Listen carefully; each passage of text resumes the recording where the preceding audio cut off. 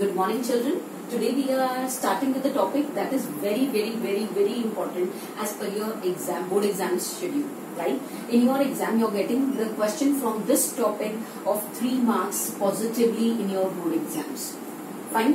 What do you mean by recursion? Actually, recursion का मतलब होता है something which repeats itself. Even recursion can be a word also. A word can also be a recursion. How a word can be a recursion? Like I'm giving one example, GNU. Networking में हम लोगों ने GNU पढ़ा था. अगर हम इस word को एक्सपैंड करें तो ये क्या कहता है? GNU's not Unix. Not Unix means जब हमने एक वर्ड की डेफिनेशन दी तो उस वर्ड की डेफिनेशन में वो वर्ड खुद आ गया, तो that is called as recursion. तो रिकर्शन का मतलब क्या हो गया? When a function or anything which calls itself, जो अपने आप को रिपीट करता है, that is called as recursion. अब रिकर्शन रिकर्सिव फंक्शन भी होता है. वो कैसे? When a function calls itself one or more times in its body. जब एक फंक्शन अपने आप को ही अपने फंक्शन में कॉल करे, एक बार नहीं कई बार कॉल कर सकता है, तो then it is called as my recursive function. I am taking one example. I am here that is your def a function and calling a function. मतलब फंक्शन का नाम भी मेरा क्या है? ए. अब इसकी बॉडी, फंक्शन बॉडी कौन सी है? ये वाली. इस फंक्शन बॉडी के अंदर मैं कॉल भी किसको कर रही हूँ? ए फंक्शन को. अगर मैंने ए फंक्शन कॉल करा तो ऑटोमेटिकली वो क्या करेगा? वापस यहीं आ जाएगा, फिर दोबारा यहीं आ जाएगा, फिर दोबारा यहीं आ जाएगा. Every time it will go inside only, right? So when a function calls itself in the function body, then it is called as a recursive function. Number 1. Number 2, I have taken one more example of it, जिसमें मैंने आपको नीचे mention करके बताया है direct recursion, और एक का नाम लिखा है इनडायरेक्ट रिकर्शन. डायरेक्ट रिकर्शन आपकी कौन सी होती है? जब एक फंक्शन अपनी फंक्शन बॉडी के अंदर खुद को कॉल करता है, then it is called as your direct function, direct recursion. Indirect recursion क्या होता है? जब एक फंक्शन किसी और फंक्शन को कॉल करे और वापस वो फंक्शन उसी कॉलर फंक्शन के पास चला जाए, then it is called as your indirect recursion. For example, I have created a function named as a function. इस फंक्शन में कॉल किसको करा है? बी को करा है. जब हम बी के पास गए, बी ने फिर से किसको कॉल करा है? ए को. मतलब पहली बार वो इसको कॉल करेगा, जब वो इसे कॉल करेगा तो वो बी के पास जाएगा. बी को कॉल करने का मतलब है वो यहाँ पहुंच गया. अब ए के पास जाने का मतलब वो यहाँ पहुंच गया. बी का मतलब हो गया वापस यहाँ पहुंच गया. तो मतलब every time the function is calling itself is called as your recursion और रिकर्सिव फंक्शन. फाइन. इसी दोनों को एक्सप्लेन करने के लिए I taken one example here. वो मेरा सिंटेक्स था. अब मैंने एक फंक्शन को एक्सप्लेन किया है. डेफ फंक्शन 1, मैंने एक प्रिंट मैसेज दिया है दैट इज हेलो fun2. अब मैंने इसमें fun2 फंक्शन को कॉल करा, देन मैंने प्रिंट करा फंक्शन 2 की डेफिनेशन को. अब यहाँ पे क्या लिखा है? प्रिंट. मैंने दे दिया message yes function 1, then again I have called function 1. अब क्या हुआ? जब मैं इस फंक्शन को एग्जीक्यूट करती हूँ, इफ आई से fun1 फंक्शन, जब हम इसे एग्जीक्यूट करते हैं तो we have to call the function. जैसे ही मैंने इसे कॉल करा, इमीडिएटली कर्सर मेरा कहाँ पहुंच जाएगा? इस लाइन पर पहुंचेगा. तो मैसेज क्या प्रिंट करेगा? Hello fun2. जैसे ही वो हेलो fun2 लिखेगा, नीचे क्या लिखा था? fun2 function. तो वो यहाँ से किसके पास पहुंच जाएगा? Yes fun1. तो उसने लिख दिया यस fun1. अब इसके नीचे क्या लिखा हुआ था? दैट इज फंक्शन 1 को कॉल करो. मतलब it will go again back to किसके पास? इसके पास. तो फिर से क्या लिखेगा? Hello fun1. फिर दोबारा क्या लिखेगा? Yes fun2. एंड ऐसा वो क्या करेगा? रिपीटेडली करता चला जाएगा. क्यों करेगा repeatedly? Because I have not given any of the terminating point. मैंने डिफाइन नहीं करा कि उसको ये वाला प्रोसेस या अपने फंक्शन को उसने कितनी बार इस फंक्शन में कॉल करना है. तो जब हम टर्मिनेशन पॉइंट नहीं देंगे तो आपका जो लूप होगा या जो आपका फंक्शन होगा वो एंडलेसली मूव करता चला जाएगा. तो किसी भी रिकर्सिव फंक्शन को यूज करने के 2 बेसिक कंडीशंस होती है. पहली कंडीशन रिकर्सिव की होती है that your function should have a condition for the termination point. आपकी टर्मिनेट करने की एक कंडीशन आपके फंक्शन के अंदर होनी चाहिए, which is basically called as a base case. वो हमारा क्या होता है? बेस केस होता है. अब जो कंडीशन उसको टर्मिनेट करेगी that should be a if condition. वो कंडीशन कौन सी होनी चाहिए? इफ होनी चाहिए, क्योंकि इफ हमेशा उसको क्या करेगा? टर्मिनेट करेगा. These are the 2 basic conditions for using the recursive function. Now the conditions for implementing your recursion is your number 1 terminating condition. जैसा कि अभी मैंने previous question में आपको एक example लेके बताया कि अगर हम टर्मिनेशन कंडीशन नहीं लगाते हैं तो वो क्या करता है, it repeats the code again and again और वो एंडलेसली वर्कआउट करता है। लेकिन अगर हम टर्मिनेशन कंडीशन देते हैं फॉर द प्रॉब्लम तो वो कंडीशन हमारी क्या कहलाती है, बेस केस कहलाती है, राइट। एंड सेकेंड है, ये जो टर्मिनेशन कंडीशन होती है ये हम किसके थ्रू देते हैं, इफ के थ्रू देते हैं। क्यों देते हैं, which specify the termination condition, right. Now each time जितनी बार भी आप अपनी रिकर्सिव फंक्शन को कॉल करोगे वो हर बार मेमोरी के अंदर क्या करता है, नया स्टोरेज स्पेस बनाता है हर बार, ठीक है। एंड जो स्टोरेज स्पेस बनाएगा वो किसके लिए बनेगा, लोकल वेरिएबल्स के लिए बनेगा। अब ये लोकल वेरिएबल हर बार डिफरेंट वैल्यूज कंटेन करेंगे लेकिन सेम वेरिएबल में कंटेन करेंगे, राइट। सो ये बेसिक 3 कंडीशंस है हमारी रिकर्सिव फंक्शन की, राइट। नाउ इसका एडवांटेज है तो इसका डिसएडवांटेज भी है। एडवांटेज क्या है, हमें एक कोड को बार बार लिखने की जरूरत नहीं है, we can call it again and again. तो उससे क्या होगा, हमारा थोड़ा सा ये है कि हमें टाइम कम लगता है, टाइम तो ज्यादा लगेगा बट ये है कि हमें कोड रिपीट नहीं करना पड़ेगा, राइट। तो लेकिन इसकी कुछ डिसएडवांटेजेस भी हैं। व्हाट आर द डिसएडवांटेजेस, एक, it consumes more memory storage space. क्यों, क्योंकि जितनी बार ये कॉल होगा उतनी बार ये मेमोरी में स्पेस अलग नहीं लेगा फॉर द लोकल वेरिएबल्स। तो इसका मतलब क्या हुआ, मेमोरी स्पेस ज्यादा ऑक्यूपाई कर रहा है। नंबर 2 क्या होता है, computer can go out of memory, out of memory भी जा सकता है। कब जाता है, जब हमारी रिकर्सिव कॉल जो है उसके अंदर कोई चेक्ड कंडीशन ना लगी हुई हो। और एक ये लेस एफिशिएंट होता है in terms of your speed and execution, थोड़ा स्पीड और टाइम ज्यादा कंज्यूम करता है और स्पीड स्लो कर देता है आपके प्रोग्राम के एग्जीक्यूशन की।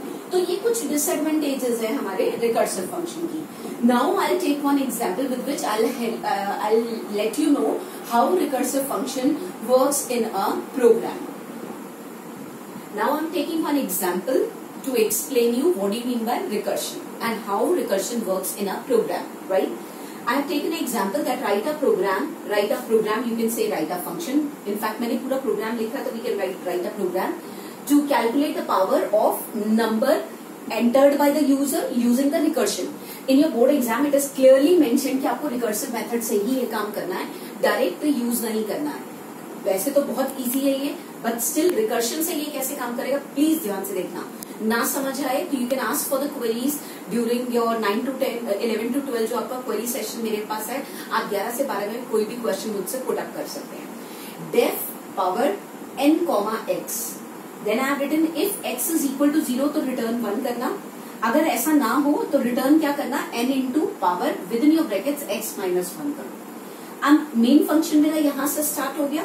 मैंने कहा a की वैल्यू को कितना प्लेस करो 2, then print power is power, I have called a function here, this is called as my function call. Now जैसे मैं फंक्शन कॉल करूंगी यहां से ये कर्सर कहां पहुंच जाएगा, यहां पर पहुंच जाएगा। जब वो ऊपर जाएगा तो a में मैंने क्या पास किया था 2, तो ट्रेस टेबल में मेरे पास a की वैल्यू कितनी आ गई 2, और उसके बाद कॉमा में क्या पास किया मैंने 4।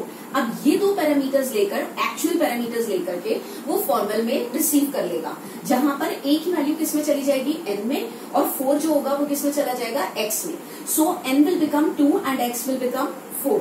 अब जैसे ही वो इसके अंदर आएगा चेक करेगा क्या जो आपने x डाला था दैट इज इक्वल टू 0 है, नो, बिकॉज आपकी x की वैल्यू कितनी है 4। अब 4 इज इक्वल टू 0 है, नो, तो वो कहाँ जाएगा एल्स पे।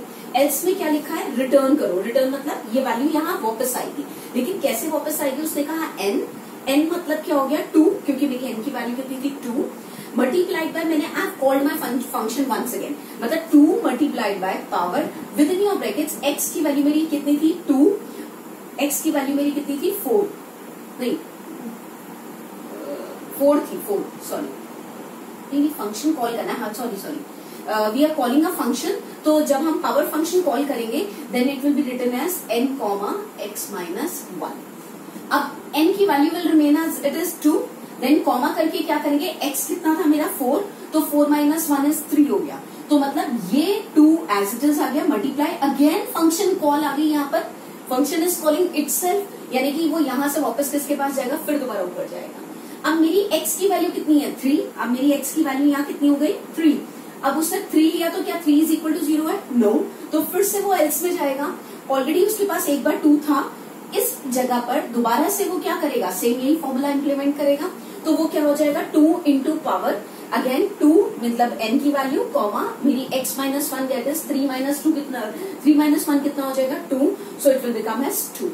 अगेन वो वापस फंक्शन कॉल में जाएगा, फिर x की वैल्यू को कंपेयर करेगा। क्यों? क्योंकि यहाँ पर ये इफ कंडीशन मेरी x की टर्मिनेटिंग पॉइंट है, मेरे प्रोग्राम को इसी नंबर से उसको फिनिश करना है, राइट? तो वो क्या करेगा, अगेन 2 इंटू 2 इंटू 2 हो जाएगा एंड देन पावर 2,1 हो जाएगी। देन अगेन अब इस पावर की जगह वो फिर से वैल्यू डालेगा 2 इंटू पावर 2,0। अब अगेन मेरी यहाँ x की वैल्यू कितनी हो गई 0। जैसे ही वो 0 हो गई वो कहेगा 2 इंटू 2 इंटू 2 इंटू 2 इंटू, अगर x 0 था तो रिटर्न कितना करना था 1, तो यानी कि इस जगह पर वो वैल्यू क्या रिटर्न करेगा 1। तो अब मेरा आंसर कितना आ जाएगा 2 2 4 4 2 8 8 2 16, तो वो मेरी आउटपुट वैल्यू मुझे क्या दे देगा 16। This is the way how we can write the recursive function and how the recursive function internally works in the memory. Taking two, three more examples to explain you with the same thing. Now next I have taken one more example that write a program to calculate the sum of n natural numbers using your recursive method. Now I have written one program definition like def sum n and this is this. Starting with the main function that is num, I have to enter the number, right? We have to enter a number कि मुझे कितने natural numbers का सम चाहिए। Suppose मुझे 5 natural numbers का सम चाहिए, तो num की वैल्यू मेरी वो ट्रेस टेबल में क्या डाल देगा 5। सपोज यूजर ने जो एंटर करा दैट नंबर वाज 5। अब वो चेक करेगा, अगर 5 इज लेस देन 0 है तो कहेगा एंटर अ पॉजिटिव नंबर, और ये कह के वो प्रोग्राम से बाहर निकल जाएगा, क्योंकि हमें पॉजिटिव नंबर्स की ही पॉजिटिव नेचुरल नंबर्स की हमें क्या चाहिए सम चाहिए। तो नहीं तो वो क्या करेगा, अब मेरा नंबर 0 से लेस नहीं था, इसलिए वो क्या करेगा एल्स कंडीशन पड़ेगा। एल्स में क्या लिखा हुआ है प्रिंट करो, क्या करो सम ऑफ नम, आगे क्या है नंबर्स, मतलब सम ऑफ नम का मतलब हो गया 5, sum of 5 numbers is equal to, here it is calling a function. ये फंक्शन कॉल यहां से कहां पहुंच गई, ऊपर पहुंच गई। जब वो ऊपर गई तो नम की वैल्यू n के लिए लेके गई, तो नम की वैल्यू कितनी थी 5, तो अब मेरी n की वैल्यू भी कितनी हो जाएगी 5 हो जाएगी। अब उसे चेक करा क्या 5 is less than equal to 1 है, नो 5 तो ग्रेटर आपका ग्रेटर है 1 से, राइट? तो अगर ये कंडीशन फॉल्स है तो उसको क्या रीड करना है एल्स रीड करना है। एल्स में क्या लिखा हुआ है रिटर्न, रिटर्न किसको करो नम को करो, नम में n को करो, n में कितनी वैल्यू थी 5, तो वो क्या लेगा 5 प्लस ब्रैकेट में साथ में ये क्या लिया हुआ है सम ऑफ n-1 का मतलब कितना हो गया 4। अब ये फंक्शन कॉल फिर से आ गया, same function is calling itself again in the function body, तो वापस ऊपर गया। अब चेक करेगा क्या 4 इज लेस देन 1 है, नो। अगर नहीं है तो फिर से क्या करेगा, जितना मेरा 5 था अब मेरी n की वैल्यू कितनी हो गई 4, तो वो क्या करेगा 4 प्लस सम ब्रैकेट में कितना लिखेगा 3। अब मेरी n की वैल्यू कितनी हो गई 3। नाउ यहाँ से वापस ऊपर जाएगा, again it will say 5 plus 4 plus 3 plus some bracket में कितना आ जाएगा 2। अब मेरी n की वैल्यू कितनी हो गई 2, that is 5 plus 4 plus 3 plus 2 plus sum within your brackets कितना आ जाएगा 1 आ जाएगा। अगेन वो जाएगा तो इसके बाद ये कितना हो जाएगा हमारे पास, नेक्स्ट स्टेप में क्या ले लेगा 5 plus 4 plus 3 plus 2 plus 1 plus यहाँ कितना आ जाएगा सम 0 आ जाएगा। जैसे ही सम 0 आएगा वो 0 को कंपेयर करेगा लेस देन इक्वल टू 1 है, it's not less than sorry 1 पे ही वो क्या करेगा, आपको जैसे ही उसकी सम में 1 की वैल्यू को लेगा इट रिटर्न्स n का मतलब हो गया मेरी वैल्यू क्या रिटर्न करेगा 1 रिटर्न कर देगा, 1 रिटर्न करके वो बाहर आ जाएगा। अब इस टाइम मेरी रिटर्न वैल्यू टोटली कितनी हो गई ये वाली हो गई, और इस सम 1 की जगह क्या लिख देगा 1। तो इन सबको ऐड करेगा, 5 प्लस 4 कितना हो गया 9, 9 प्लस 3 कितना हो गया 12, 12 और 2 कितना हो गया 14, 14 और 1 कितना हो गया 15। तो मुझे जो आउटपुट देगा वो क्या देगा sum of 5 numbers is equal to 15। Now I am taking the example of Fibonacci series, and Fibonacci series हमें पता ही है ऑलरेडी क्या होती है, दैट इज हमारा first number if it is 0 then हम लोग क्या लेते हैं नेक्स्ट नंबर 1। दो फर्स्ट बेसिक नंबर्स हमारे पास गिवन होते हैं 0 एंड 1, नेक्स्ट नंबर जो प्रोड्यूस होता है वो इन दोनों का सम प्रोड्यूस होता है, दैट इज 0 प्लस 1 हमारे पास क्या हो गया 1। लेकिन नेक्स्ट टाइम हमारे पास क्या हो जाएगा ये दो नंबर हमारे फर्स्ट और सेकंड नंबर हो जाएंगे। अभी मेरा फर्स्ट नंबर ये है, सेकंड नंबर ये है, थर्ड नंबर ये है। अब फर्स्ट और जो मेरा थर्ड नंबर प्रोड्यूस हुआ है वो कैसे प्रोड्यूस हुआ है f प्लस एस से, that is first plus second से। अब जब मुझे इसका नेक्स्ट नंबर जनरेट करना है, तो जो मेरा फर्स्ट नंबर है, सेकंड नंबर वाला जो होगा वो मेरा फर्स्ट हो जाएगा, और जो थर्ड होगा वो मेरा क्या बन जाएगा, सेकंड। थर्ड नंबर मेरा क्या प्रोड्यूस हो जाएगा, 2। नेक्स्ट टाइम अगेन हमें क्या करना है, इसे फर्स्ट बना देना है, इसे सेकंड बना देना है, तो थर्ड क्या प्रोड्यूस हो जाएगा, दोनों का sum, that is 3। Then again 3 + 2 5, 5 + 3 is 8 and so on. ऐसे करके हम कितने भी नंबर्स फिबोनाची सीरीज में जनरेट कर सकते हैं। ये सिंपल एग्जांपल तो हम लोग ऑलरेडी कर चुके हैं, how to work it in a program. अब इसे रिकर्सिव मेथड से कैसे करेंगे, ये बहुत इंपॉर्टेंट क्वेश्चन है, पेपर में आता है ये, राइट नाउ। अब ये वर्क कैसे करेगा, एग्जीक्यूशन कैसे होती है। I have taken my main program from here, n में मैंने नंबर डाल दिया कि मुझे अपनी फिबोनाची सीरीज जो है वो कितने नंबर्स की चाहिए। देन मैंने उसके बाद लूप चला दिया, जितने नंबर्स के लिए मुझे उससे चाहिए। मैंने इसे स्टार्ट 1 से करा है, 1 से लेकर n+1, यानी कि अगर मुझे n की वैल्यू मैंने 5 डाली है, if I have entered n as 5, तो मेरे पास ये लूप जो चलेगा वो 5 को इंक्लूड करेगा, right. Now I said print करो, किसको करना है, फिब ऑफ i को करो, तो फर्स्ट टाइम i की वैल्यू क्या लेके चलेगा, 1। अब कॉमा एंड, मतलब ये सीरीज इस तरह से कॉमा कॉमा कॉमा में आएगी। यहाँ से ये कर्सर, ये फंक्शन कॉल है, ये फंक्शन कॉल के टाइम पर वो ऊपर चला गया। जब वो यहाँ से इस जगह से वो इस फंक्शन डेफिनेशन में जाएगा, तो मेरी i की वैल्यू फर्स्ट टाइम कितनी है, 1। यहाँ i की वैल्यू लेते हैं, जब मेरी i की वैल्यू 1 थी तो n की वैल्यू मेरी कितनी हो जाएगी, 1 हो जाएगी। अब वो कहते हैं n = ये चेंज कर लेते हैं, यहाँ पर भी n और n दोनों सेम नहीं दे सकते, इसको num बना देते हैं और इसे भी कर देते हैं num+1। दो वेरिएबल्स दोनों सेम नहीं हो सकते, एक्चुअल वाला भी और हमारा फॉर्मल वाला भी। नाउ अब यहाँ पर हमने n लिया, n = हमने क्या लिया, 1। क्या मेरी n की वैल्यू = 1 है, ट्रू हो गया। अगर वो ट्रू है तो उसको रिटर्न क्या करना है, 0। तो इसका मतलब उसने फर्स्ट वैल्यू मेरी क्या रिटर्न कर दी, 0 रिटर्न कर दी। नाउ नेक्स्ट टाइम वो क्या करेगा, यहाँ से लूप में वापस आ जाएगा, i की वैल्यू को इंक्रीज कर दिया, तो i की वैल्यू अब मेरी कितनी हो गई, 2 हो गई। जैसे ये 2 लेगा, n की वैल्यू अब मेरी कितनी हो जाएगी, यहाँ पर 2 हो जाएगी। जैसे ही n की वैल्यू 2 होगी, चेक करेगा कि 2 = 1 है, नो। अगर नहीं है तो वो चेक करेगा क्या 2 = 2 है, ट्रू। अगर वो ट्रू है तो मुझे क्या रिटर्न करना है, 1। क्यों, क्योंकि मेरा सेकंड नंबर क्या होना चाहिए था, 1 होना चाहिए था। तो 0 और 1 दोनों आ गए हमारे पास। नेक्स्ट टाइम i की वैल्यू मेरी अब कितनी हो गई, 3। अब जब वो 3 में जाएगा, ना तो वो यहाँ वैलिड होगा, ना वो यहाँ वैलिड होगा।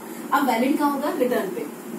रिटर्न में क्या लिखेगा, फिब n कितना था मेरा यहाँ पर, I was having n as my, जो मैंने i में पास किया, दैट इज 3। n की वैल्यू अब मेरी कितनी हो चुकी है, ये 1, ये 2 और ये 3। अब 3 हो गए तो 3 - 1 कितना हो गया, 2। तो रिटर्न में मेरा क्या लेगा यहाँ पर, फर्स्ट टाइम 2, और प्लस करेगा किसको, दैट इज n - 2 को भी। अब n में कितना था मेरे पास, 3 - 2 करूंगी तो कितना हो गया, 1। तो अब उसने यहाँ पर रिटर्न किसको किया, फिब 2 फिब 1 को किया।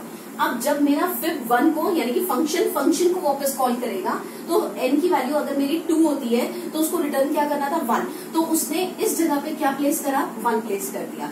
नेक्स्ट टाइम प्लस क्या था, n - 2, n - 2 का मतलब 1 था, तो रिटर्न 1। जब n की वैल्यू मेरी 1 होगी तो उसको रिटर्न क्या करना था, 0। नाउ 0 + 1 मेरे पास क्या आ गया, 1। तो मतलब मैंने जब इस नंबर को इस नंबर के साथ ऐड करा तो थर्ड नंबर क्या प्रोड्यूस हो गया, 1। अब मेरी i की वैल्यू कितनी हो गई, 4 हो गई। जब ये 4 हो गई, ये वापस ऊपर जाएगा। 4 होने पर वो ये रिटर्न, ये वाली स्टेटमेंट लेगा, जहां पे वो क्या कहेगा, n मतलब 4 - 1 कितना हो गया, 3। तो ये कितना बन गया, फिब 3। नेक्स्ट टाइम इसमें क्या लेगा, फिब 2 लेगा। अब फिब 3 लेके ऊपर जाएगा तो वो उसको फिर से ब्रेकअप करेगा। इसको ब्रेकअप करने का मतलब क्या हो गया, जो मेरा फिब 3 है वो किस में ब्रेक हो जाएगा, फिब 2 + फिब 1 में ब्रेक हो जाएगा। दोनों ब्रेक होने के बाद नेक्स्ट वैल्यू मेरे पास क्या आ गई, दैट इज फिब 2 आया। अब फिब 2 में मेरे पास वैल्यू रिटर्न क्या हो रही थी, 1। तो मैंने प्लस क्या लगा दिया, 1। अब फिब 2 मेरे पास क्या था, अगेन 1 था, और यहाँ फिब 1 मेरा क्या हो गया, 0 हो गया, और यहाँ 1 मेरा प्लस चल ही रहा है, तो दैट विल बिकम 1। नाउ 1 + 1 क्या बन गया मेरे पास, 2। तो ये रिटर्न वैल्यू मेरे को नेक्स्ट क्या दे देगा, 2। नेक्स्ट टाइम जब i की वैल्यू मेरी 5 हो जाएगी, 5 होने पे वो क्या करेगा, रिटर्न किसको करेगा, फिब 4 को, फिब 4 और फिब 3 को करेगा। फिब 4 को वो पहले ब्रेक करेगा फिब 3 में, फिर फर्दर उसे ब्रेक करेगा फिब 2 फिब 1 में, और जो फिब 3 होगा वो आपका फिब 2 फिब 1 में ब्रेक होगा, और +1 हमारे यहाँ उसके साथ आ जाएगा, राइट। तो अब वो क्या कर रहा है, अगेन फिब 2 की जगह 1 आ गया, फिब 1 की जगह 0 आ गया, फिब 2 की जगह 0 आ गया। फिर 1 की जगह 0 आ गया और उसके बाद +1 हमारे पास आ गया, तो 1 + 1 + 1 इज इक्वल टू कितना आ गया 3। तो ये नेक्स्ट थर्ड वैल्यू हमारे पास कौन सी हो जाएगी 3। ऐसे ही अगर मान लो ये नंबर मेरा एक और इंक्रीज हो जाता, मैं 6 नंबर भी ले लेती, तो वो सो ऑन करके क्या करता है, इसको ब्रेकअप करेगा रिकर्सिव फंक्शन में, वो हर बार उस फंक्शन को कॉल करेगा और अकॉर्डिंगली उसको ब्रेक करके एग्जीक्यूट करता रहेगा। This is called as your Fibonacci series in recursive function. Now I am taking one more example of factorial. अगर मुझे रिकर्सिव फंक्शन से फैक्टोरियल ऑफ अ नंबर निकालना हो तो हम लोग कैसे निकालेंगे? फैक्टोरियल क्या होता है, जो भी नंबर मैं डालूं, सपोज मैंने नंबर 5 डाला, मुझे इसका फैक्टोरियल निकालना है। तो फैक्टोरियल निकालने के लिए रूल क्या था, 5 × 4 × 3 × 2 × 1। अब ये वर्क कैसे करेगा, using a recursive function, right. Now मैंने क्या किया, नम में एक नंबर डाला जिसका फैक्टोरियल मुझे निकालना है, मैंने रिजल्ट नाम का एक वेरिएबल लिया is equal to fact into num कर दिया। फैक्ट इनटू नम करने का मतलब वो नम की वैल्यू मैंने 5 डाली थी, तो वो 5 लेकर के यहाँ से किस में जाएगा, वो फंक्शन में जाएगा, चेक करेगा 5 इज इक्वल टू 0 हो गया या 5 इज इक्वल टू 1 है। इन दोनों में से वो कोई भी नंबर अगर लेके आता है तो उसको रिटर्न क्या करना है, 1 करना है। नहीं तो वो क्या करेगा, रिटर्न करेगा जो भी n मेरा है उसको multiply by fact of n-1 करता जाएगा, क्योंकि मेरा एक एक नंबर हर बार क्या हो रहा है, रिड्यूस हो रहा है। इसका मतलब रेस्ट में वो वैल्यू क्या लेके जाएगा, 5 × फैक्ट ऑफ 4। नेक्स्ट टाइम क्या लेगा, 5 × इस फैक्ट ऑफ 4 की जगह पर वो पहले क्या लेगा, n कितना है हमारा 4, इंटू क्या करेगा, फैक्ट 3 कर देगा। अगली बार इस फैक्ट 3 की जगह पे क्या करेगा, 5 × 4 × 3 × फैक्ट 2 कर देगा। अगली बार क्या करेगा, 5 4 3 2 एंड फैक्ट 1। अगेन क्या करेगा, फैक्ट 4 3 2 1। जैसे ही फैक्ट 1 आएगा, उसने कहा था n की वैल्यू अगर 1 हो जाती है तो रिटर्न उसे क्या करना है, 1 करना है, तो वो यहाँ पे क्या रिटर्न करेगा, 1। अब वो इन सबको मल्टीपल करेगा, आंसर रेस्ट की वैल्यू मेरी कितनी आ जाएगी, 120। तो इसलिए वो प्रिंट क्या करेगा, result is equal to 120। So this will be the recursive function for you. एक प्रोग्राम हमारा जो पेंडिंग रह गया, that is a binary search which I will take individually in a separate class, right, because that program is very very very very important. Thank you.